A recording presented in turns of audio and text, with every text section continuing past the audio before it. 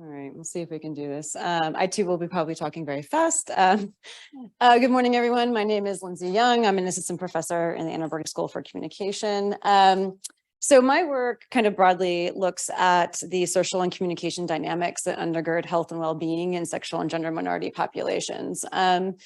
And today I want to talk about kind of a new project that kind of veers a little bit away from kind of the public health context that I usually work in, and is more interested in looking at social media discourse around the issue of lost lives to fatal violence in the Black trans community.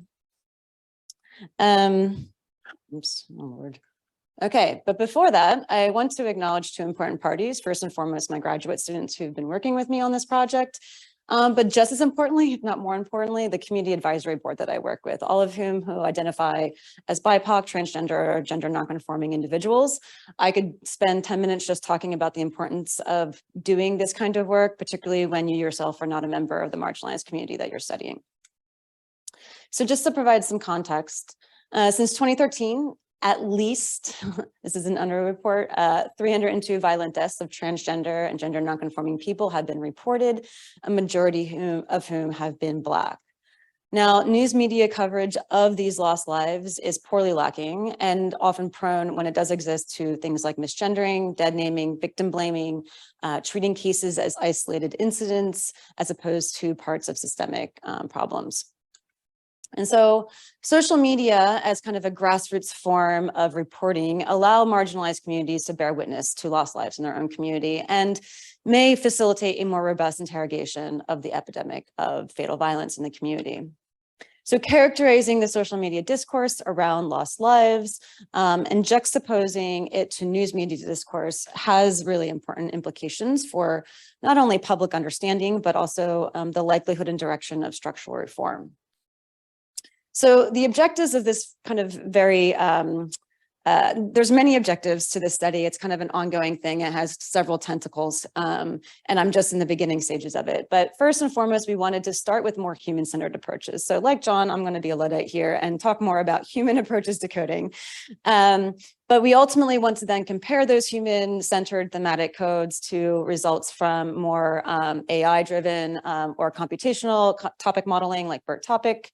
We want to then identify connections between themes based on co-occurrences in the same posts, and then kind of do similar things with kind of mainstream news coverage of the issue, and then kind of interrogate the discrepancies between the two. So just to give you a sense of the data that I'm working with, I collected data starting in the fall, fall of 2020. I became interested in wanting to look at the social media discourse around Black trans lives matter. And so I collected data for 6 months using the Twitter streaming API, using kind of particular keywords and phrases that were relevant to this kind of topic space. Now, from this very large corpus that I collected over about 6 months, we then subjected that corpus to an additional keyword kind of search using combinations of gender identity terms, racial identity terms, and loss of life terms. So we're looking at kind of the tweets that came out of the intersections of these kind of bundles of keywords. These are just examples here. But this ultimately yielded from our 6-month corpus about 1,300 or so unique tweets. So again, as I said, we wanted to use a human-centered approach because this is a very nuanced issue. And we thought that well-trained human coders might do a better job of picking up on that nuance. We also wanted to allow themes to coexist in the same posts, which sometimes can challenge classifiers. So we started with the human-centered approach. We started by inductively developing a coding scheme and then training student coders as well as myself, which, as you can see, actually took some time for us to be able to consistently code the tweets. And then we took a 10% random sample of the 1,300 or so tweets and independently coded them. So now I'm going to talk about what we found. So of the about 1,100 or so tweets that we coded, about 400 or so were actually deemed not specifically relevant to loss of life to fatal violence in the community the way that we were conceptualizing it. So from the 600 or so tweets that remained, we identified 16 non-mutually exclusive themes that existed across these tweets, which you can see here. And now I'll just talk briefly about these in kind of logical clusters. So the first set of themes were about the victims themselves. So it's not, there we go. Okay.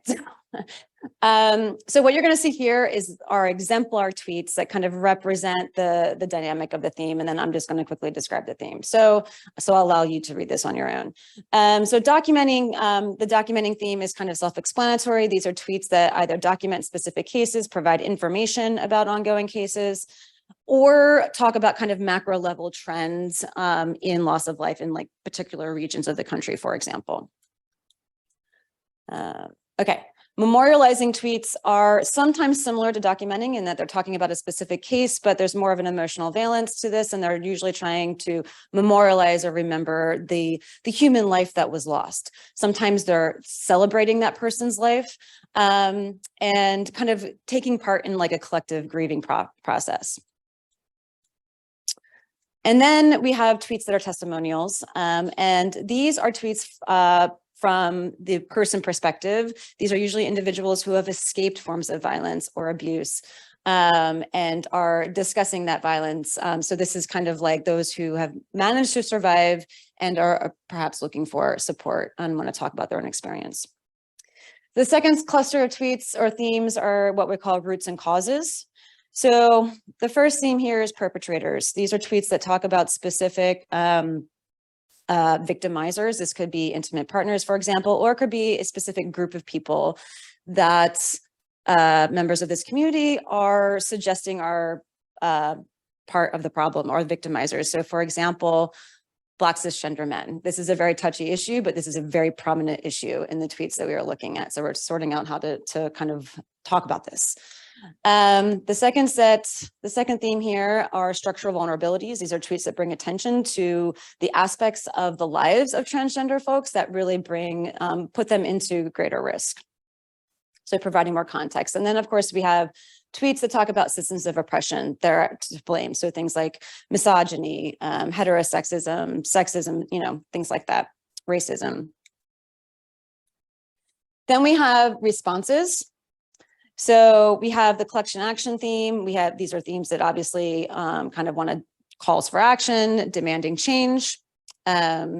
Then we have themes that are trying to raise attention to accountability. So these are bringing attention to parties that should be held more accountable for doing something about the problem. That might be here in this case, the President of the United States, other politicians, it could be the media, it could be the white cisgender community, it could be the Black community. We've seen a lot of this. Then we have crowdfunding tweets, and I call this a response because this is a response at the individual level of trying to escape systems of violence. And then we have tweets about responsibility and prevention. So these are tweets from people who are recognizing in their tweet that they have a responsibility to kind of help the community or to prevent violence. And then finally, we have the themes of positioning and framing. So this is about how the issue is kind of presented. Bridging struggles are these tweets that kind of bring attention to different subgroups, vulnerabilities, and victimization, and try to bring those in conversation with one another. This is a very popular tactic or well-known tactic of collective action in general, coalition building. But then we have tweets that divide and try to trivialize. And so these are antagonistic tweets. These are tweets that try to pit, kind of play vulnerability wars, pitting cis struggles against trans struggles, always in the case of kind of diminishing the struggles of transgender folks, and or just trivializing their strife and or suggesting that the statistics are kind of warped.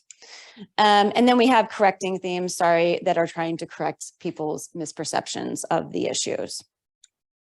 So next steps, as I already said, we want to now turn to the computational approaches to kind of see if what comes out of that confirms what we found through the human-centered coding and or diverges from or challenges what we found. And I think that kind of work, the conversation between the human coding and the algorithmic coding is really important. Final things, just high-level implications. Social media data allow for passive observation of contexts and experiences that are hard to capture using traditional methods, kind of like John was saying. And these are things that are often missed in institutionalized forms of reporting. So near real-time monitoring of publicly available posts could also be used to perhaps as a barometer of changes or the evolution of public sentiment, particularly in response to real-world events. And social media data can also be used to obviously enrich our understanding of the challenges faced by Black trans people, which could inform more responsive policy and social interventions. Thank you.